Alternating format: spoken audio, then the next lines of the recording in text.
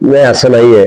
पहिले तर तुमचा सगळ्यांचा चुकीचा समज होता आणि तोच चुकीचा समज काँग्रेसच्या माझ्या मित्राचाही होता की आम्ही फॉर्म भरले म्हणून. त्या दिवशी आम्ही फॉर्म भरलेच नव्हते. हे पहिले आम्ही एक वातावरण निर्मिती करत होतो.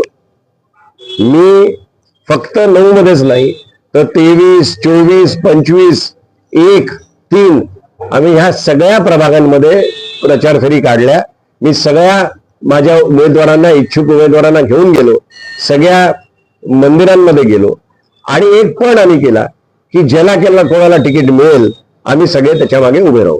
आज परिस्थिती अशी आहे की आता फक्त 3-4 पॅनलमध्ये पुढे मागे होईल.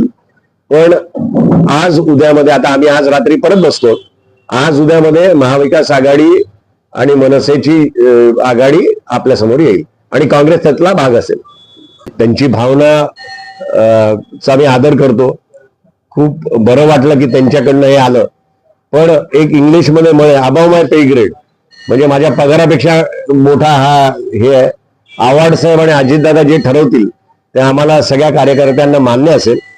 पण आजची परिस्थिती अशी आहे की आम्ही एकत्र जरी आलो तरी इलेक्शनच्या आधी ती संभावना मला वाटत नाही.